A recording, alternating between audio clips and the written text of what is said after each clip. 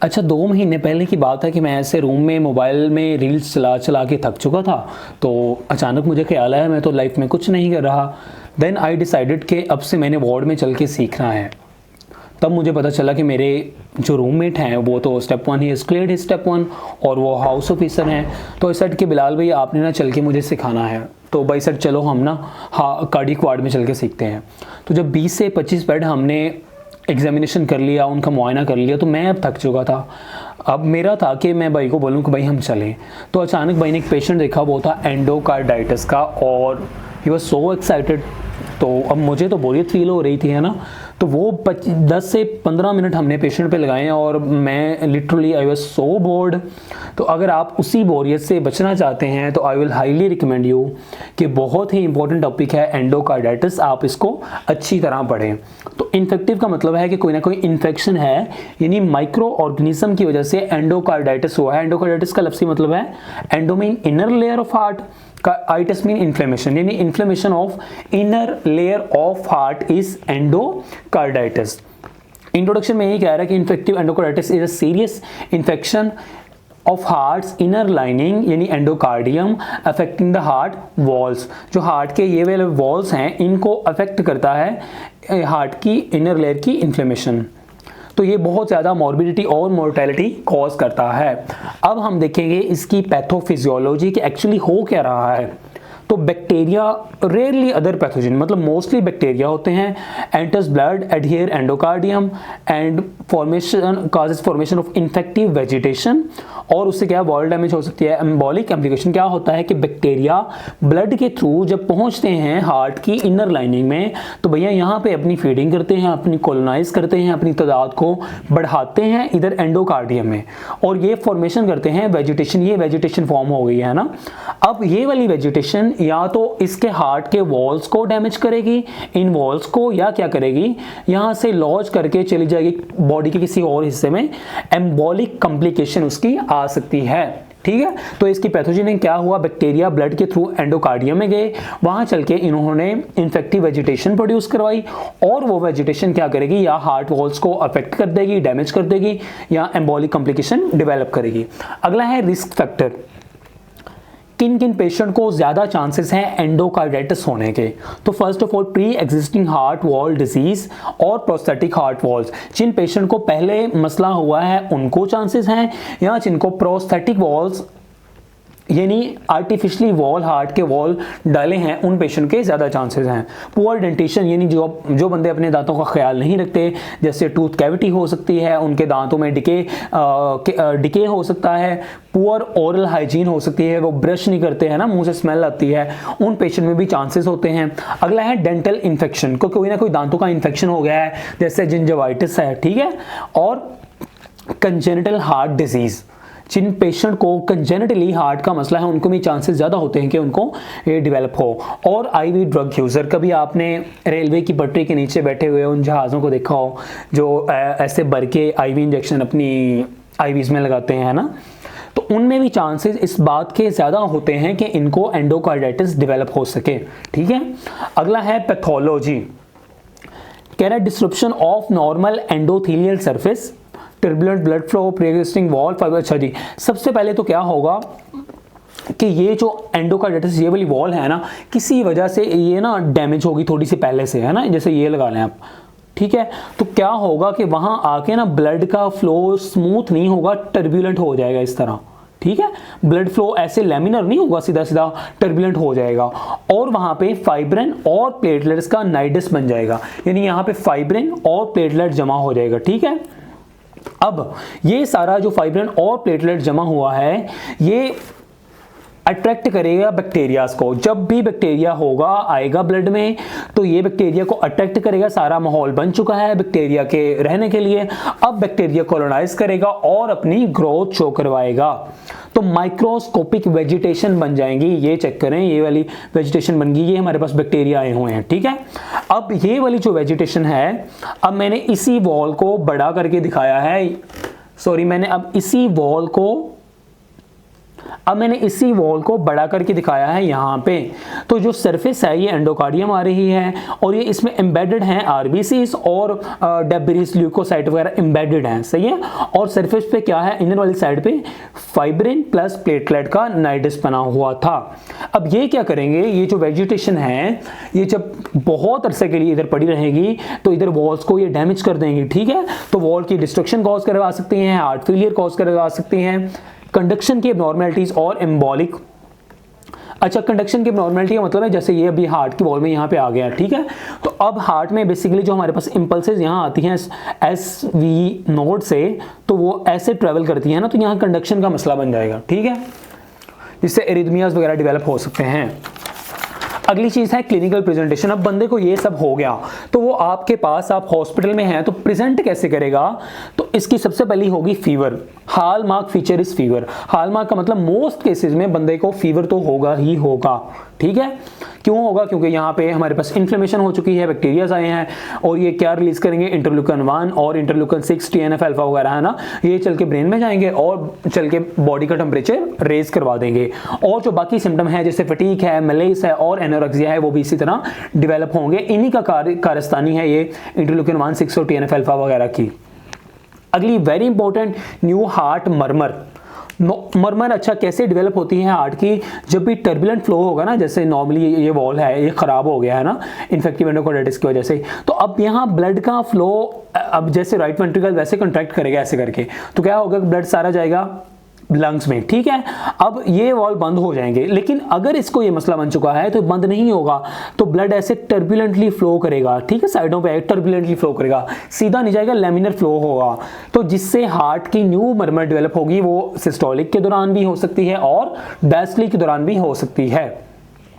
अगली चीज़ है एम्बोलिक इफेक्ट। अब ये जो भैया यहाँ पे वेजिटेशन बनी है, यहाँ पे हो सकता है यहाँ पे लेफ्ट वेंट्रिकल पे बनी हो, अब ये इन्होंने कंट्रैक्ट करना है तो हो सकता है कि ये वाली वेजिटेशन उठ के किसी और बॉडी पार्ट में चली जाए, है ना।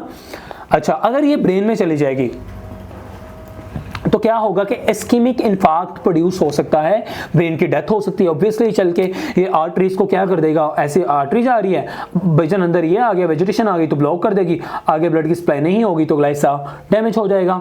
इसी तरह अगर ये लंग में जाएगा, septic emboli from right side ventricle, अब राइट साइड वेंट्रिकल ये है ना, कॉन्ट्रैक्ट करेगा तो लंग्स में जाएगा, तो हो सकता है ये लंग्स में चला जाए।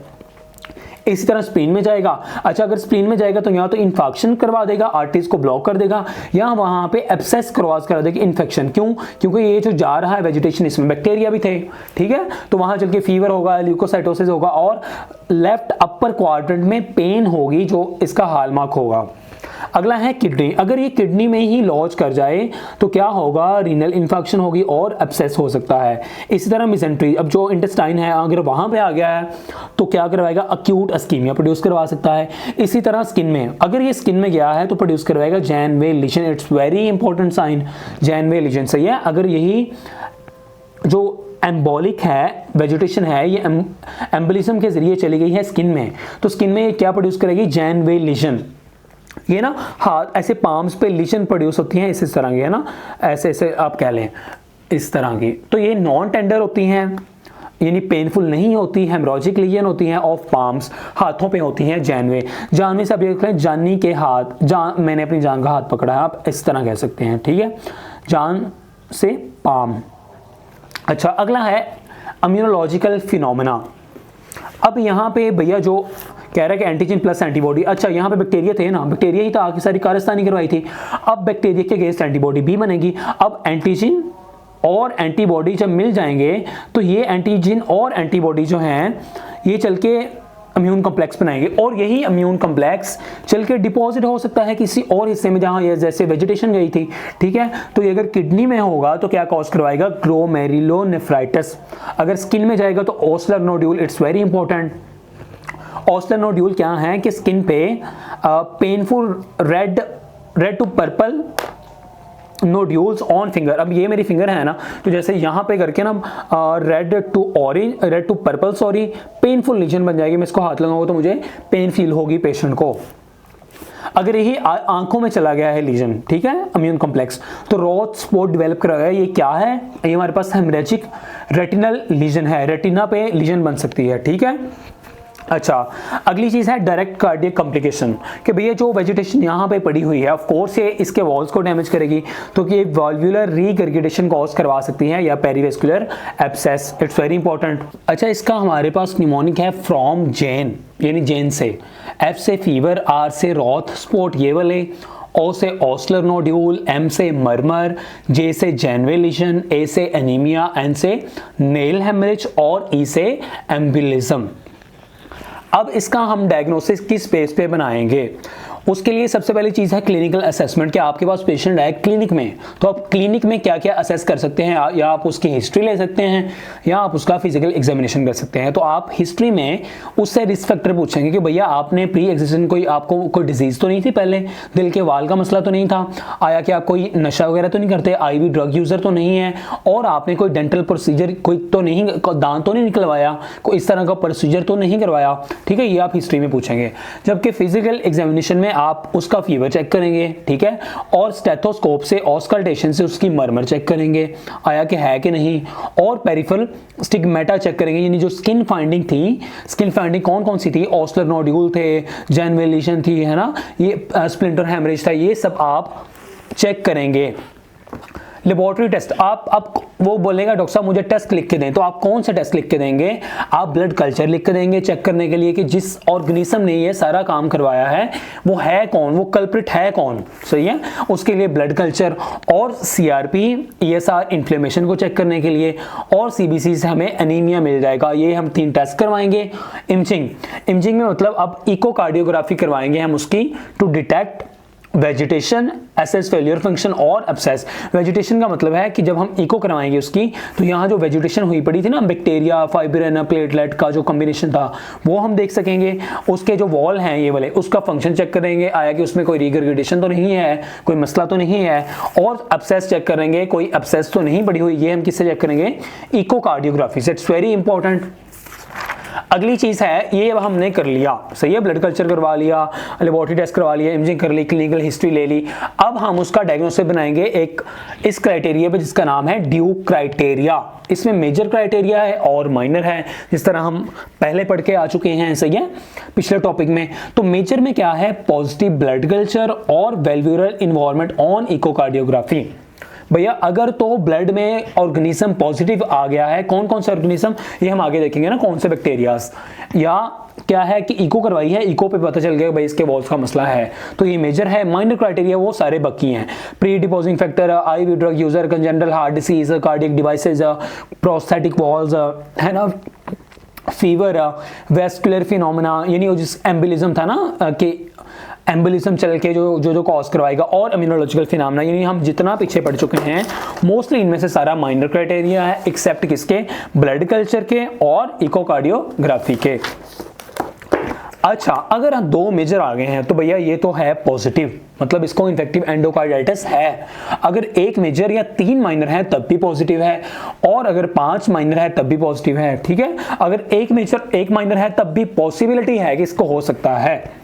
अब हमने देखा कि माइक्रोबायोलॉजी हम इसकी देखते हैं कि जो ऑर्गेनिज्म थे वो कौन कौन से हो सकते हैं, तो वो हो सकते हैं 5 किस्म के most probably, Staph aureus, Streptococcus viridans, Enterococcus, Streptococcus gallolyticus और स्टेप एपिडर्माइडस, ठीक है। उसके अलावा कुछ फंजाई और पैरासाइट भी हो सकते हैं, बट वो बहुत रेयर केसेस में होते हैं, ठीक है, वो एज सच कोई इंपॉर्टेंट नहीं है। तो स्टेफ ऑरियस क्या करता है, आईवी ड्रग यूजर, जो बंदा अगर आपके पास एक नशेई प्रेजेंट होता है इसके साथ, तो मोस्ट प्रोबेबली उसमें कौन सा बैक्टीरिया होगा, स्टेफ ऑरियस।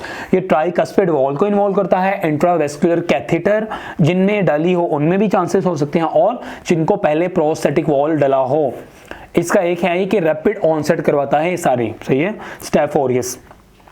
अगला है स्ट्रेप्टोकोकस विरिडन। विरिडन का नॉर्मल फ्लोरा है ओरल, यानी मुंह में वैसे नॉर्मली ये रहता है। तो अगर कोई जिंजाइवल मैनिपुलेशन करवाई है, यानी कोई जिंजाइवाइटिस है उस पेशेंट को, यानी उसने दांत निकलवाया है, तो ये वहां से ब्लड में चला जाएगा, ब्लड से हार्ट में और चल के वो सारा प्रोसीजर करवाएगा। यहाँ रेस्पिरेटरी ट्रैक की इंसिजन करवाई है, यानी जैसे रेस्पिरेटरी में कोई भी इंसिजन है, सही है। अगला है इंटेरोकोकाई। इंटेरो का मतलब क्या है भाई, इंटेस्टाइन, ठीक है। कोकाई बैक्टीरिया है, इंटेस्टाइन पाया जाता है। इसका नॉर्मल फ्लोरा क्या है, इंटेस्टाइन, ठीक है, नॉर्मल इंटेस्टाइनल फ्लोरा। आगे है जेनिटो यूरिनरी प्रोसीजर। अगर उस पेशेंट ने कोई भी जेनिटो यूरिनरी प्रोसीजर करवाया है, मसलन कहता है जी मेरा पित्ते का ऑपरेशन मैंने करवाया है, ठीक है, या कोई भी जेनिटल ट्रैक और यूरिन के लिए कोई भी प्रोसीजर करवाया है, तो उसमें भी चांसेस हैं कि ये बैक्टीरिया जो नॉर्मली पड़ा हुआ था ये लॉज करके ब्लड में चला जाए और चल के हार्ट में सारा वो काम करवा दे। Increase the risk of treatment failure. अगर ये है तो ये ज़्यादा चांसेस हैं कि ट्रीटमेंट फेल हो जाए, इसका रिस्क को बढ़ा देता है। ये बड़ा गंदे किस्म का जरासीम है इंटेरोकोकाई। अगला है स्टेप गैलोलाइटिकस। इसका नॉर्मल फ्लोरा है GAT, है ना, G से गैलो और G से GAT, नॉर्मल सिंपल। अब GAT के जितने भी प्रोसीजर हैं, जैसे कोलोरेक्टल सर्जरी करवाई है, उसको IBS है। अब जितने इन केसेस हैं ना जिनमें GAT में कोई ना कोई प्रोसीजर करवाया है, उनमें से 60% सिर्फ कोलोरेक्टल कोई ना कोई सर्जरी हुई होती है, ठीक है, जिससे बैक्टीरिया चल के हार्ट में चल के वो सारा काम करवा सकता है। अगला है स्टेप एपिडर्माइडस। एपिडर्मस का क्या मतलब है, बिल्कुल इसका मतलब है स्किन। तो ये नॉर्मली स्किन में रहता है, ठीक है, नॉर्मल स्किन फ्लोरा, और बायोफिल्म प्रोड्यूस करवा के अपना काम करवाता है, और ये भी प्रोस्थेटिक वॉल जो होते हैं उनमें डिजीज कॉज करवा सकता है। अब इसकी मैनेजमेंट क्या है, पता चल गया कि मुझे भैया इसको इन्फेक्टिव एंडोकार्डाइटिस है, सर अब क्या करें, डॉक्टर साहब बताएं। हम इसकी एंटीबायोटिक देंगे IV, क्यों, क्योंकि वो बैक्टीरिया मरे ये सारे जो सब सारे कल्प्रिट हैं, ठीक है। अगर तो पेशेंट डिपेंड करता है स्टेबल है कि अनस्टेबल। अगर तो पेशेंट स्टेबल है, यानी उसको स्टेबल है, तो मैं क्या करूंगा, उसका ब्लड कल्चर करवाऊंगा, ताकि मैं जो एंटीबायोटिक दूं मैं स्पेसिफिक दूं, ऐसे को ब्रॉड स्पेक्ट्रम में चला दूं और उसके एडवर्स इफेक्ट को कम से कम रखा जा सके।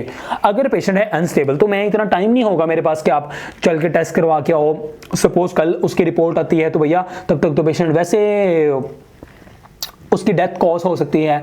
उसके लिए हम एम्पिरिक थेरेपी चलाएंगे। उसमें हम क्या करेंगे, वैंकोमाइसिन देंगे और साथ सेफ्ट्रैक्सोन देंगे। वैंकोमाइसिन जो है मेथिलीन रेजिस्टेंस स्टेफ ऑरियस के अगेंस्ट भी यूज होता है। सपोज अगर स्टेफ ऑरियस था तो भाईजान वो मेथिलीन रेजिस्टेंस था, अगर मैं कोई नॉर्मल एंटीबायोटिक पेनिसिलिन दे दूं तो हो सकता है उस पर असर ही ना करे, तो इसलिए मैं वैंकोमाइसिन दूंगा 4 से 6 हफ्ते के लिए, और सेफ्ट्रैक्सोन दूंगा। क्यों, क्योंकि इसका फास्ट ऑनसेट है, बैक्टीरिया साइडल एक्टिविटी है और ये ब्रॉड स्पेक्ट्रम है। एम्पिरिक थेरेपी के बाद मैं उसकी नैरो एंटीबायोटिक चलाऊंगा जब उसका ब्लड कल्चर आ जाएगा। अगला है सर्जिकल इंडिकेशन के किस केस में हमको सर्जरी करवानी पड़ी जा सकती है, मैनेजमेंट। ये तो मैंने मेडिकली मैनेजमेंट कर लिया। अब सर्जिकल इंडिकेशन क्या क्या है, एक तो है एक्यूट हार्ट फेलियर, कि भाई उसका एओर्टिक या माइट्रल वाल्व रिगर्गिटेशन हो गई है और उसका हार्ट फेल हो गया है, तो मुझे सर्जरी करके उसके नए वॉल उसको डालने पड़ेंगे। दूसरा है एक्सटेंडेड इन्फेक्शन, कि इन्फेक्शन वहां हार्ट से निकल के कहीं और चला गया है। अगला है मल्टी ड्रग रेजिस्टेंस पैथोजन और फंगस, अगर एक पैथोजन है उस पे सारी ड्रग ही रेजिस्टेंस है, मैंने एंटीबायोटिक दी उस पर असर ही नहीं हुआ, तो मुझे सर्जिकल इंटरवेंशन करनी होगी। परसिस्टेंट बैक्टीरियमिया ऑन एंटीबायोटिक देने के बावजूद उसको बैक्टीरियमिया है। प्रोफ्लेक्सिस, अब मैंने पेशेंट को बचाना है डिजीज होने से पहले। किन पेशेंट में प्रोफ्लेक्सिस आपने एंटीबायोटिक देनी है, वो पेशेंट हैं ये वाले हाई रिस्क कार्डियक कंडीशन, जैसे प्रोस्थेटिक वॉल है जिसको पहले से कोई ना कोई आर्टिफिशियल वॉल डला हुआ है हार्ट का, या जिसने प्रीवियस कोई वॉल रिपेयर करवाया है, प्रीवियस इन्फेक्टिव एंडोकार्डाइटिस था उसको, कंजेनिटल हार्ट डिसीज है या valvular disease in transplanted heart. इन पेशेंट को जिनको ये वाले मसले हैं, और अगर वो ये काम करेंगे, जैसे इन पेशेंट में अगर इन्होंने कोई दांत निकलवाना है, डेंटल वर्क करवाना है, या रेस्पिरेटरी ट्रैक का कोई प्रोसीजन विद इंसिजन और बायोप्सी करवानी है, इन पेशेंट को अगर इन्फेक्शन ना भी हो तो मैं प्रोफिलैक्सिस के लिए दूंगा ताकि इसको इन्फेक्टिव एंडोकार्डाइटिस ना हो सके। मैं क्या दूंगा, अब मैं ये वाली एंटीबायोटिक चॉइस मेरी होगी क्या, एमोक्सिसिलिन, सीफालेक्सेन, एजिथ्रोमाइसिन या डॉक्सीसाइक्लिन। तो फर्स्ट लाइन ट्रीटमेंट है वो एमोक्सिसिलिन है, ऑरली हम उसको देते हैं। अब हम इसको थोड़ा सा समराइज कर लेंगे जल्दी है ना। इन्फेक्टिव इंट्रोडक्शन क्या था, पैथोफिजियोलॉजी, बैक्टीरिया आएंगे एंडोकार्डियम में चल के इन्फेक्टिव वेजिटेशन प्रोड्यूस कराएंगे, उससे या वॉल डैमेज होगा या एम्बोलिक कॉम्प्लिकेशन आएगी। रिस्क फैक्टर्स के क्या क्या हैं, pre existing heart wall disease है, पुअर डेंटिशन है, दांतों का काम है, कंजेनिटल हार्ट डिजीज है और IV ड्रग यूजर हो सकता है। पैथोलॉजी इसकी क्या होगी कि जब नॉर्मल एंडोकार्डियल सरफेस डिसरप्ट होगी तो टर्बुलेंट फ्लो होगा ब्लड का, उस पे फाइब्रिन और प्लेटलेट्स का नाइडस बन जाएगा। अब ये नाइडस बैक्टीरिया जब भी आएगा तो इसके लिए ये तो सजा हुआ घर है, तो यहाँ पे अपनी ग्रोथ करवाएगा, माइक्रो वेजिटेशन बनाएगा, और यही वेजिटेशन चल के वॉल डिस्ट्रक्शन करा सकती हैं और हार्ट फेलियर वगैरह करवा सकती हैं। एम्बोलिक फिनोमेना प्रेजेंटेशन पेशेंट की होगी, फीवर तो होगा ही होगा, कॉन्स्टिट्यूशनल सिम्टम भी हो सकती हैं, हार्ट मरमर होगी, एम्बोलिक फिनोमेना यानी एम्बोलिज्म होगा, इम्यूनोलॉजिकल फिनोमेना सारे डिस्कस कर लिए। Mnemonic is very important, from Jane, fever, Roth spot, Osler nodule, murmur, Janeway lesion, anaemia, nail haemorrhage और एम्बोलिज्म। डायग्नोसिस क्लिनिकल असेस, आपने हिस्ट्री ले ली, आपने एग्जामिनेशन कर लिया, टेस्ट करना है, बाई कल्चर करवा के आओ, इट्स वेरी इंपॉर्टेंट। इको करवाई ताकि मैं चेक करूँ कि हार्ट वाल को क्या क्या मसला है। अच्छा यहाँ पे ना लिखा हुआ TEE, ट्रांस इसोफेशियल इकोकार्डियोग्राफी और ट्रांसथोरेसिक। ट्रांसथोरेसिक तो जो सिंपल इको करते हैं, अब ये ट्रांस इसोफेशियल है, इसमें इसोफेगस में इंसर्ट करते हैं वो डिवाइस और वो चल के इको करती है। सही है। ड्यू क्राइटेरिया मेजर माइनर था, मेजर ब्लड कल्चर है, वल्वुलर इन्वॉल्वमेंट माइनर है। माइक्रोबायोलॉजी में हमने देखे कौन कौन से कल्प्रिट हो सकते हैं। आगे मैनेजमेंट इसकी एंटीबायोटिक है, आईवी स्टेबल और अनस्टेबल का हमने डिफरेंशिएट कर लिया। सर्जिकल इनसे किस किस कंडीशन में इंडिकेशन होगी कि भाई इसको सर्जरी करो वो हमने देख ली। और प्रोफिलैक्सिस इन पेशेंट में अगर वो डेंटल वर्क करवाएंगे या कोई रेस्पिरेटरी प्रोसीजर करवाएंगे तो हम उसको एमोक्सिसिलिन पहले ही दे देंगे। Thank you so much.